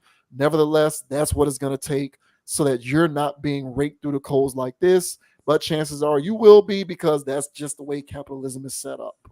Yep. Agree 1000. And Terrence, he's been on this tear lately when he's out the box kind of guy. I don't know if you've seen any of his math videos. When he's sitting there going, 1 times 1 doesn't equal 1. So he says 1 times 1 equals like 3 or something. And so he's on this stuff where he's like, on shrooms or something. I don't know what he's got going on. But be that as it may, the man he needs his royalties. That's the wildest thing about this acting thing. The rap game and the music industry, I already knew what was going on there. But when I started hearing that actors weren't getting as much as I thought, even for TV shows in syndication, I thought as soon as you hit that syndication mark, you in the money. But the studio's in the money apparently. If those contracts aren't done right, man, they're paying that money to Steve Urkel and not Jaleel White. Now I'm using him as an example, right? But yeah. I didn't know that they were doing that. So it's a wild game out there. I didn't know they were that shiesty, but hey, man, as you mentioned, bro, if you're not trying to create your own, and you're sitting there, subjecting yourself basically to this industry built on just being a machine, then you're most likely going to be on the victim side, unless you do the complete sellout thing. And even when people do the complete sellout thing, they'll sell you out later anyway. There's some scandal or some other crap comes out about you anyway, about all the stuff that they was letting you get away with. It's Yeah. a wild game. So best practice, man, is to just, do your own thing, man. Independent videos. It apparently it doesn't cost that much to make a movie. Now granted, they still had, a couple $1 million budget, but the point is that I've heard a lot of stuff, especially Friday, where if there is more of a grassroots kind of thing where the money got pulled together, I think that there could still be classics made like Hustle and Flow. Because one thing you're not going to tell people that Hustle and Flow is not a classic. Mhm. And when you look at all of these enormous overinflated budgets that these other movies are doing, which are money laundering schemes or something, when they have, spending hundreds of millions of dollars and only making, tens of millions in return. I think the name of the game needs to revert back to, smaller budget, better ideas. So I still think there's a lane for people out there that want to be actors and play in this field. But signing for these large studios, honestly, is just like signing with P. Diddy. So be so be cautious out there, y'all. And I hope Terry Howard get his racks, man. Yeah, yeah. Yeah, that was a good one. Yeah, I think so. One of the things that has been talked about recently when it comes to streaming is the show Suits. I don't know if you've heard anything about this, but Suits is on Netflix. It's surging. It was a show that was on USA years ago. It ran for like 7, 8 seasons. It had a good run. It was a good show. It was always a good show, but ever since it got put on Netflix, all of a sudden the numbers are just through the roof. Everybody's watching Suits, and there's these residual conversations coming out of it, where people who wrote episodes and directed episodes of that show are just straight up not getting paid. Meanwhile, Netflix is making all of this money off of the however the metrics work in terms of how these places make money off of these shows. And so now in retrospect, a lot of the people behind the scenes on that show are trying to say, yo, Netflix is doing all of this. There's a royalty clause in my contract. Why am I only getting paid $400? This is crazy. And so, yeah, I mean, this stuff is just set up for you to continue to be a modern. I call it slavery, personally. And people get triggered by that word, but it is what it is. I call it modern day slavery. If you are not the check writer, you're in that boat, and you just might be more higher paid than others. But at the end of the day, it is what it is. No one, unless they own the organization, is being paid commensurate to their production. Nobody. You can be the most talented engineer in the world, and you can make 6 figures a year. Trust me, sir or ma'am, you're still underpaid. I don't give a damn who you are or how much you're making. You're underpaid. So yeah, I believe them. All of those actors are underpaid. These musicians, these artists, everybody's underpaid. You go to work at a cubicle, you're underpaid, sir. You know what I'm saying? There's no reason why an individual like Bob Iger can be CEO of Disney and he's making billions of dollars or whatever he makes a year, and he ain't doing shit. Like, I'm not saying, let me take that back. I don't want to say he's not doing anything, but the actors who perform, the people who write and direct these movies for Disney, and the actors who act in these movies for Disney, to me, are more important and contribute more to the success of Disney than whoever the CEO of Disney is. And I don't know everything about what goes into being a CEO, but it's no different than an NFL franchise. I would rather have Patrick Mahomes as my quarterback than have Andy Reid as my head coach. I love Andy Reid, but I have a better chance to win a Super Bowl if I have the transcendent quarterback than the all-time great head coach. Okay, look at what the Patriots are now that Brady's gone. Bill Belichick can't win a damn game. Okay, so I don't give a damn. Those actors and these artists and the people who do the work are more important than the people who sign the checks. But capitalism is set up to make money off of the backs of their high-paid slaves, and Terrence Howard is just a high-paid slave, as we all are with this capitalistic infrastructure. So the only thing that you can do is try to put yourself in position to build something that is yours, that belongs to you. Because if you sit there trying to make the most money you can within this ecosystem, you'll just be a slave for life, and then you'll retire to nothing. And what was that? Was it worth it at the end of the day? I would say it wasn't. So Agreed. It is what it is, man. So yeah, I'm with you. I hope Terrence get his money. I do. Quirky guy, but I hope he get his money because he did put that work in. He He did did. put He that did. work in. He did.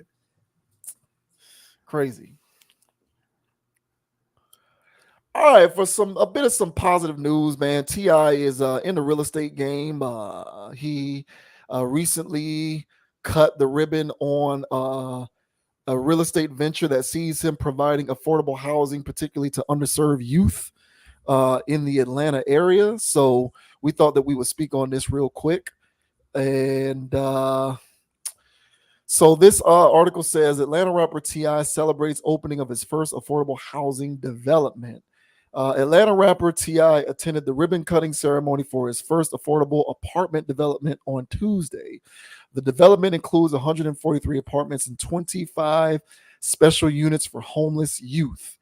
The Entrada West Side sits across from Center Hill Park in Northwest Atlanta. Ti, whose real name is Clifford Harris, told Channel 2 Action News he remembers how the community struggled when he was young. Quote, the arts and entertainment industry in this city has been able to collaborate and I guess be profitable enough to offer the community so many things that are much needed, Harris said. Developers say the property was once a shopping center where Ti's grandmother used to shop for groceries. So, yeah, there you have it. Obviously, there's more that you can find out about what's going on behind the scenes with this project. But Ti is dipping his toes in the real estate sand, and he is doing it in the way of affordable housing for people in his community, I guess, or just underserved communities in Atlanta at large. So I guess this is positive, right? What do you make of this situation? Yeah, man, I'm all in favor for it. I want to say I was a little surprised when I came across this. I think that more people in his position should do these kinds of things. I know last week we talked about turkey giveaways and book bags and bikes. Um, put that money to good use, and you don't even have to run it, bro. Just get it started. And I like this idea. I feel like this is inspirational in the sense that hopefully other men in this position will go, you know what, I can actually give back, you know. And as I mentioned before on the Rick Ross thing that we had talked about, them people, they're giving people depreciable items, they're giving people stuff that they're going to shit out later. So what did you really do? But a whole housing community, now how it's gonna get ran and all this other stuff, that's yet to be seen. I'm gonna try to stay optimistic on this, right? But yeah, I like the whole venture. I always felt like Ti was a person that was aware of what's going on to a degree, but he still got a little offness to him where he gonna do some, street stuff or whatever. He got to prove his cred or whatever. But he always came off as a person that understood what is going on. And so this is a good deed, in my opinion. He did put out a lot of, music out there that wasn't very productive. But he also, if you really listen to his music, he'll try to sneak in something here or there. So I think this is more or less on brand with him in the sense that uh, he may have felt some type of conviction to give back to his community somehow, some way. So for him to actually do this, I felt like, shining a good light on this, man. I feel like that's a good thing, man, that more of our men in the community need to see what they can do. And of course, you might not have housing community money, but there could be something that you could do if you're in some kind of position to give back to the people that you say you love. So yeah, I'm down for this. How about you, man? What's your thoughts on Tip actually giving back to the community? I like it too. I commend him for it. I do, however, think that it is the barrier to entry. And here's what I mean. So, affordable housing. So if you've had a hard life and you hard up or whatever, if you've been to jail, prison, whatever, you're low on resources, you need a roof over your head. And this provides avenues for one to be able to, do that, get a roof over your head. Of course, how could I be upset about that? I love that. I really do. But also when it comes to disenfranchised people, and in the first topic that we talked about with Andre 3000, and to a lesser extent the topic after that when we talked about Jeezy and Jay-Z, Three Stacks mentioned, capturing the zeitgeist of what's going on in the world. Well, there's an economic zeitgeist, and the economic zeitgeist is technology. It's learning how to it's learning things like information technology and STEM applications and how to create apps and how to code, build websites, all those kinds of things. Learning how to operate in cybersecurity so you can build, IT networks for companies so that they can't get data mined and hacked. Like that's the current economic zeitgeist really of the world. If you are on the front end of that, you can set yourself up for long-term success because that's the future, quite frankly. That's the way the world is. It's like, 50, 60 years, well, back in the Industrial Revolution, the future was the railroad. So if you were ahead of getting in the railroad game, you set yourself up for generational wealth, because at the time, how you secured generational wealth was industrialization, which a part of that was factory work, but then there was also like the railroad and the transcontinental system and all of that. Not to get too much into history, but the point is being ahead of what's going on at your current time so that you can position yourself to be profitable and secure generational wealth. So the reason why I bring that up when I'm looking at this story is because I love this. I genuinely do. But what I would like to see is the evolution of this. And in my opinion, the evolution of this is for people in TI's position to put money into resources that puts people in those same communities in the position to be able to learn these skills. So you know what I'm saying? Like putting people in position to learn how to code, learning HTML, JavaScript, learning how to create apps, putting people in these communities in position to learn how to, build circuit boards to create machines and AI and all of that kind of stuff. All of these things that we're looking at in terms of the future, right? People who can develop apps. I don't know who created Chat GPT, but the brain power behind what goes into developing applications like that. Engineers, STEM applications in general. So that's the next step for this, because that's the current economic zeitgeist of the world, is learning these skills. We talk about that stuff off camera all the time. So, to me, affordable housing is a barrier to entry. The evolution of that is that's the next step. And I don't know if there are any people in TI's position who are doing that. I didn't do my research before we decided to do this as a topic. So if anybody sees this video, y'all can let me know in the comments whether we got any hip hop people or rappers who put their money towards that kind of stuff, those types of initiatives. But I think that that's the next step, because affordable housing is great.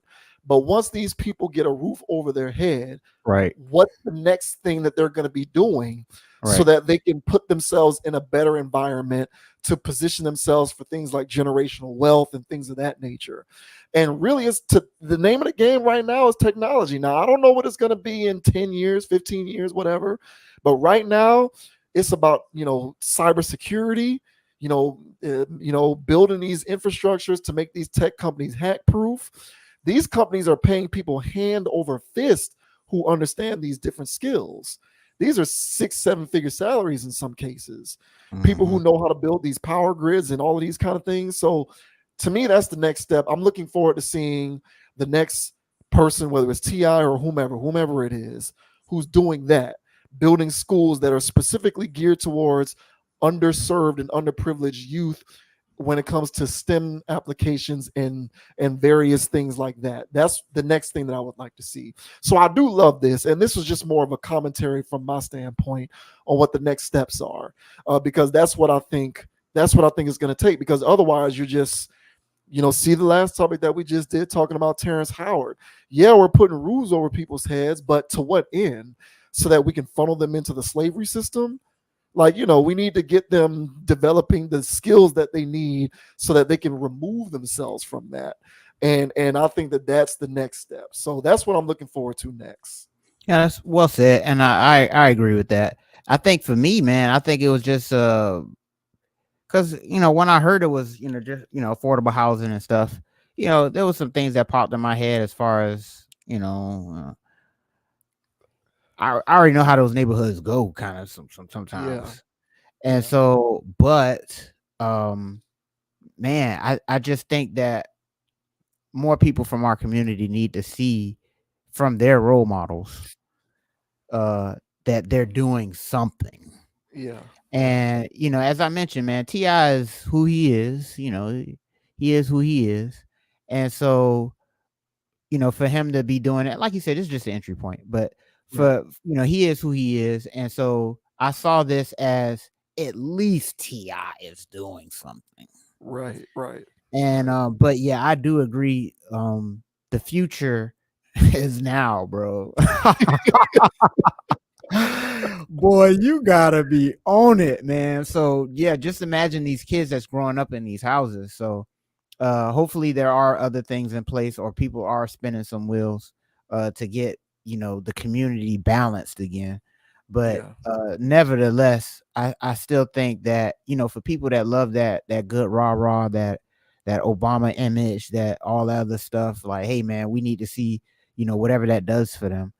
I think he's doing that, hopefully, and being a beacon to those people that looked up to him as the greatest trapper alive. And look at what he's doing now. So hopefully this pans out clean. All right, we're not hearing anything later about this. I'm rooting for this to be a success. You know how it should go, bro. I know. 6 months from now, we're going to see videos of leaky roofs, and he ain't doing. I hope it ain't none of that stuff. Right. Because leaky roofs happen everywhere, guys, especially in affordable housing. So let's not throw T.I. under the bus for just being a regular ass landlord to affordable communities. But yeah, man. But I hear your point, man. We do need more people to step up. And I look at stuff like this as, no, he's not hitting the game winner. Like you said, it's just an entry point. No, he's not hitting the game winner, but he set the pick. He's setting the pick. Sure. And so he's doing some part of it. But I would like to see more of these things because T.I. is very plugged in with Atlanta politics and other things. Killer Mike as well there. So hopefully these guys continue to flex their muscle. I've been noticing they have been for the last few years or so. So keep up the good work, man. And we need to see more of these types of things. So I do agree. We need some more concrete things, some infrastructure. But right now, man, I'll take any damn thing. Yeah. No, for sure. You definitely have to start somewhere, for sure. Yeah. I'm just sort of looking into the future, for sure, and I'm saying, okay, there needs to be some momentum because, man, the future is now, and you have to be future proof. You have to be future proof, and he is someone who is in position, as is others, to provide the type of infrastructure that can insulate people in those communities and have them be able to learn these various applications so that they can make themselves future proof. Because, bro, I'm looking at this landscape, and it's like, if you don't understand how to do certain things, it's like you're going to be left behind. And so that's what we want to prevent, because these people we're already behind as it is. We're already behind the 8 ball. So you don't want to fall even further behind than you already are. So but definitely, it's definitely a step in the right direction, for sure. And what's his name? He don't say indubitably. What do he say? Expeditiously. Yeah, expeditiously. Right. Yeah, facts. And lastly, we are going to discuss an apparent beef that Meek Mill has with Trippie Redd. So I did some investigating on this. I can't really find what Trippie Redd said, Right. but there's something that Trippie Redd said that has Meek Mill hot and bothered. And he is going off on social media talking about Trippie Redd, and he can't wait to see him in person. So this is from Double XL. Says Meek Mill goes in on Trippie Redd for mentioning Meek's name. Meek Mill has a major issue with Trippie Redd on Tuesday, which is today, November 21st. The Philadelphia rapper shared a since deleted post on Instagram where he calls out Trippie for apparently mentioning Meek in a disparaging way. So I'm gonna just go right down here and read this. So this is Meek's response to Trippie Redd. It says, "This guy no good. I ain't even know you said my name. If you effing with me, F this guy right here. I want to stand on N-word freely. Saying my name, make it tight outside. I ain't even know you said my name. I seen you get pulled in a room by the gangsters in LA. You was scared, but let's see how tough y'all guys are. I can't believe these Philly young bulls gassed you to say my name. Look like you repping the devil, in my opinion. Show you how trying God is at Trippie Redd.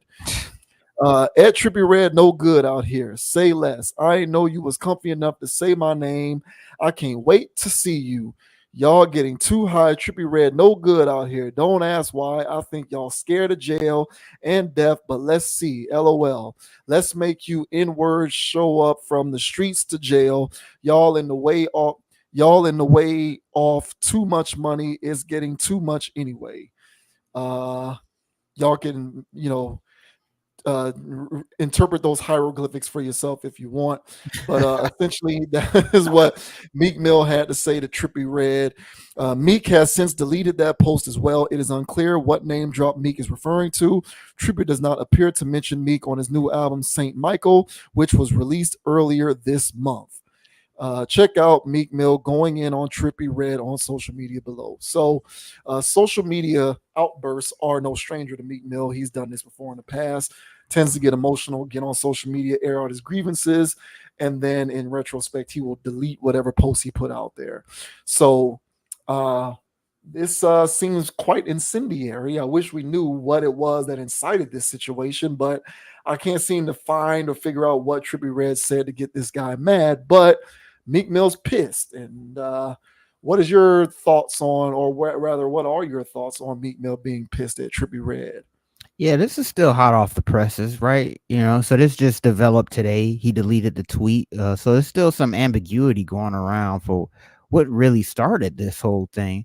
But I'm sure more details will come out on this stuff later. But as of now, as it stands, I think this is absolute clown behavior. And D1 would be beside himself, as he was last time when we talked about him, basically saying that he should do better. Listen, man, you sitting here talking about prison reform. You sitting here talking about, they make us say all these ignorant things on these records and all this other crap. And here you go. Now, look at Trippie Redd. You talk about a pushover. This guy's zero threat.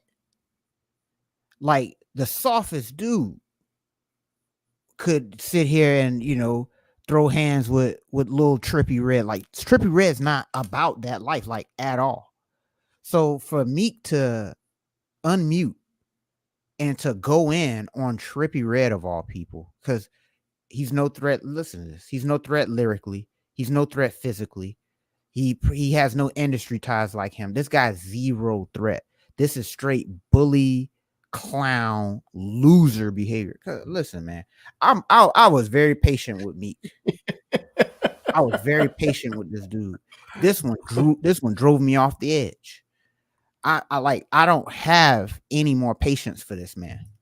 So I let the bunny hopping slide. Tell your gangsters in Philly about your bunny hopping, bro. You know what I'm saying? Are they cool with that? Are they cool with all this other weird stuff that you're doing, Meek? You know what I'm saying? Letting, men touch up on you on a private jet, talking about you gonna get a hug tonight, all this other crap. I don't jive with this whatsoever. You want to talk about soft, and him or his goons could murder a man. Y'all still soft. This is whack. And I know that there's some solid dudes in Philadelphia that probably don't even agree with this either. All right. So this ain't a dig to Philadelphia. This ain't a dig. This is strictly for Meek Mill, the rapper, the entertainer, the persona, the man. To me, this is super whack. Yeah, must have an album out or something, right? He needs some promo, right? So he want to sit here and play this little card. So for me, I think that this is super whack, super soft. So you want to sit there and threaten one of the, a doughboy in the corner, somebody else is saying something about you, D1's calling you out. It's not like he's some super tough guy, but he's calling you out about your morals, integrity, and all this other things. You're muted on that. Trippie Redd said something so ambiguous the internet can't even find it, and you sitting here got 3 back-to-back paragraphs about things to say about some little kid. And mind you, we got an age difference too. So Meek, you can I don't care what you got to say for rebuttal on this. You can swallow that, bro. And whatever you be doing when you're bunny hopping. Boy, he got me pissed off. How about you, man? How do you feel about Meek Mill attacking a middle schooler? Yeah, it looks like he needs another one of them Michael Rubin hugs. That's what he needs. Yeah. I gave it time. When we did the topic on this channel where he talked about how the music industry profits off of ignorance and how they want us to talk about the ignorance and they pay more for the ignorance. They spend more money for the songs about ignorance, and how he's trying to put himself in a different space because he doesn't want to be a part of that. I said, okay, fine. I'll take you at your word, but let's see what your actions are. And then he's on the front lines with Robert Kraft and Jay-Z. They're trying to overturn legislation and act better. They're trying to do things with prison reform and lengthy prison sentences and all that. I said, okay, fine. I'll give you a chance. Let's see if, you walk by faith and not by sight. Sight according to how you used to be prior to all of this rhetoric of yours. Mm-hmm. And I gave it time. And then he, is on the album with Rick Ross, Too Good to Be True. And it's like, the same old thing. It's the same Meek for the most part. And where he doesn't talk about what he'll do himself, he makes vague references to what he'll get someone else to do in his place, which to me is no different. It's the same thing. Right. And then, as you said, he comes up here and he is now arguing with this kid who is just, this guy's a caricature. He's a walking minstrel show of a person, as is most of these rappers, because we talk about that all the time. But see, the thing with Meek is a far greater minstrel show than Trippie Redd is, because you, to me, look like a fool at this point. Like, you can't talk about what the music industry does and how it profits off of ignorance, and you don't want to be a part of the ignorance, but then you continue to make said ignorant music. Exactly. And I'll try to give them a chance. Mm-hmm. I said, okay, well, let's see if you are still going to be making the same type of content, because for people such as myself, who is about holding individuals accountable, I get extreme cognitive dissonance when I hear you talk about what you're doing in the real world, but then you actually put out content that contradicts that type of mission. I can't get past that. For me, you have to either be about that life or you're not. So for you to talk about how you're about this stuff, but then basically make veiled threats to this kid, you, to me, look like a bigger minstrel show than him. Yep. Like you're to me, you're no different than Future, Gunna, Young Thug, or the rest of these other people who are minstrel shows masquerading as artists. Yep. Like he's the same to me.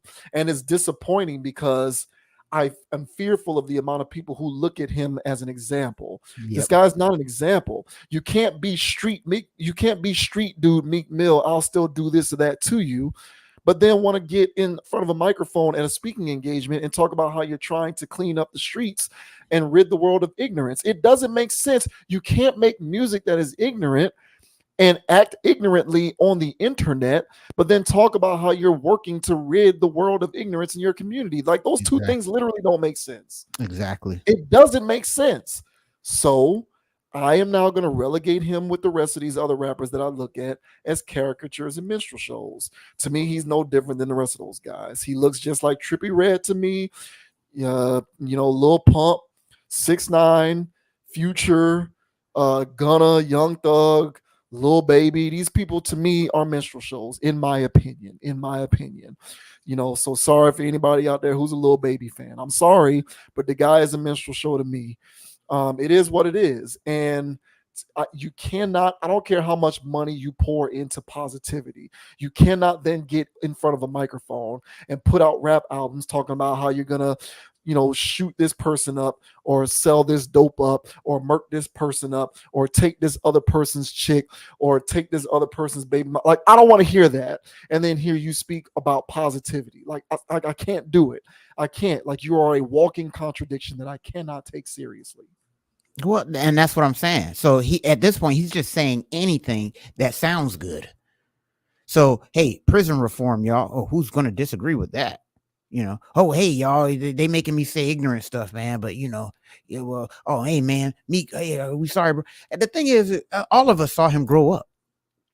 So I'll speak for myself. So me seeing this dude grow up basically on the internet, it was like, all right, bro, nappy hair braided Meek, he growing up, he doing his thing or whatever, you root for the dude. Okay, he's an industry rapper, he signed with Rick Ross, so he gonna do that stuff. Whoop de whoop de whoop.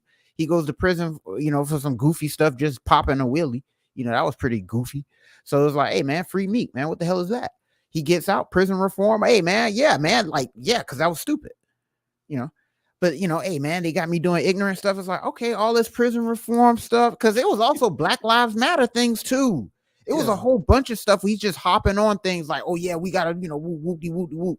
And so for him to even make records as of recently this year of him talking about, as you said, either he's gonna firsthand do it or get one of his young bulls to do it. All right. So he's got all of this goofy shit going on where he's promoting that.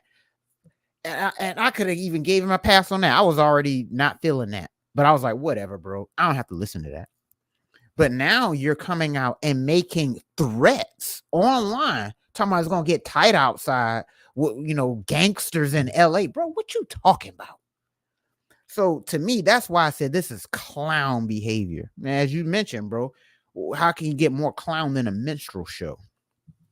So all of that stuff that he's sitting there doing, all of those elbows he's shaking, it doesn't seem to be doing anything. He's just out there to benefit himself, using the internet again with his little fingers to try to get more pub because apparently he has an album out. Now he can go somewhere with all of this crap. So yeah, that's what made patience over. If he had kept his mouth shut, didn't say any of that stuff, this would have been typical Meek Mill, just like any other person or whatever. But don't come over here on this side of the fence and placate to people that actually give a damn and try to care about the community, because he's sitting there using all these buzzwords and stuff for people that, hey man, we do need a change. Hey, we do need a change in hip hop. We need a change in this. Coming over here just to politicians shake hands and kiss babies, but then go right back to your BS. So honestly, we don't even, more details is going to come out about this Trippie Redd stuff, but I don't need to know more. Those were the most inflammatory tweets or whatever's IGs that a person like him could say. Well, you can't double back on that, just like you can't double back on them bunny hops. So yeah, bro, hop back on your jet, go rub your elbows, go do whatever you need to do, bro. But honestly, I just hope people in Philadelphia also see his clown behavior. And if you want to ban Trippie Redd from Philly, bro, what is you saying? Trippie Redd? I mean, look at the guy. So this is an absolute joke. Yeah, I will be paying attention just so I can clown him further in my own world and in my own life. But he's working his way up my list of people who irritate me. I rarely lose my patience on this show. All right. But this man found a way. So yeah, man, you don't want me to be your villain, bro. You know, I got a couple people, man. But Meek, bro, you're starting my villain arc. You don't want to see that, bro. So yeah, man, not a fan of this at all. Don't care for it. Hopefully everybody else can see that this is just him trying to play the algorithm so people can click on his name more. But he has certified, he's hit the certified clown category for me. I really don't care what this man has to say about anything anymore. So yeah, it's rough, man, but he pushed me to the edge. If he stayed over there in Ignorantville, he could have been as ignorant as he wanted, wouldn't have even batted an eye. But don't try to play both sides of the fence. You're gonna get burned over here, bro. So not a fan of it, and he can take himself back to the clown school he belongs. Yeah, he's selling turkeys to the same community that he sells drugs to. Exactly. His turkey selling is prison reform, criminal Right. justice reform, Black Right. Lives Matter, social Right. injustice, racial inequality. That's when he's selling the turkeys. Right. But then the rest of the days of the year, when he's putting out his music, he's flooding the streets with the poison. So Exactly. I don't have tolerance for that level of hypocrisy. Right. Like, and if you want to be a hypocrite, at least be a silent hypocrite. Don't be so Right. vocal with your hypocrisy. Exactly. And he's very vocal to the point where it's like, I can't help but point out your hypocrisy. Right. Because you're attending these conferences and you're giving these speeches, and so you're just so vocal Right. with it. And it's like, you're that vocal, you have to be consistent in your daily doings, and he's and then him and Rick Ross back at it again. And you know what I'm saying? At least, when it comes to Ross publicly ain't talking about Boy, wanting he to do ignorant. good in the Yeah, community. You know what I'm exactly. saying? But maybe in silent, Rick Ross does do things here or there, but Meek is so vocal with wanting to change things for the better in the world. And I can't see how you can be that vocal, but still be content with putting out that kind of content. To me, it is hypocrisy. Yep. And I can't deal with that. I don't like that level of hypocrisy. If you're going to be a hypocrite, at least be a silent one. He is a vocal, loud hypocrite. Yep. And it's annoying. It really does piss me off. Yeah. But yeah, he's Frank Lucas. He's out there giving out turkeys. And then once Thanksgiving is over, when Black Friday hits, he's serving up the needles. Yep. And I just can't, I can't get down with that. I can't go for that. Yep. Agreed. Can't go 1,000. for that. So yeah, we'll do better, Meek, man. But yeah, you on the conscious approach shit list, I suppose. Yeah, bro. He don't mind. I know that's for sure. And on that note, we're gonna go ahead and close things out on a great stream. Shouts out to Froyo Games, checking in on the chat, man. He is a friend of the channel. We certainly appreciate you. Yeah. You can find me on Instagram at JVWins, JVWINS. Conscious Approach is on Instagram at ConApproach, CONAPPROACH. If you happen to be watching this video on the Facebook page, go ahead and like the page, man. We certainly appreciate the support as we continue to kick out that logical content. Onward and upward. Shouts out to my Florida State Seminoles, man. Jordan Travis went down. It's all good. We can still win out. Don't know if we're going to get into the playoff, but that's sports for you, man. Injuries happen. But until we catch y'all on the next video, stay solid, think for yourself, and we'll catch you on the flip side. Yes, sir. And the name is Dogon SS. And you can find me on Instagram at Dogon_SS and on YouTube at Dogon_SS. Also on DraftKings at Dogon_SS. Man, send me that at. I'll come take your monies. All right. And you can't follow me here, but I'll be on Prize Picks too, bro. I'll be parlaying it up. All right. So yeah, you know what I'm saying? But hey, as I say on every pod, guys, come on, man. Don't be too high, don't be too low. Keep it calm, keep it chill, keep it player. And don't let anybody get you off your pivot, including Meek Mill, who low-key almost got me off mine. So, all right, but I'm staying solid, 10 toes down. All right. And so yeah, go Canes. All right. And I'll catch y'all later, man. We'll catch y'all in the next one. Thanks for liking and subscribing, by the way. Yeah, appreciate you joining the community. So we'll keep on kicking that logical content. Thank you for supporting us. And as we close out, I smell sweet potato pie cooking in the oven. So I'm gonna go ahead and end this stream. Boy. We'll holler at y'all next time. Yeah. Peace. Hey, Go Heat, baby. Hey, tell your mom to FedEx me a slice, bro. Boy, I need some of that. Man, I'm in Austin. They gave me pumpkin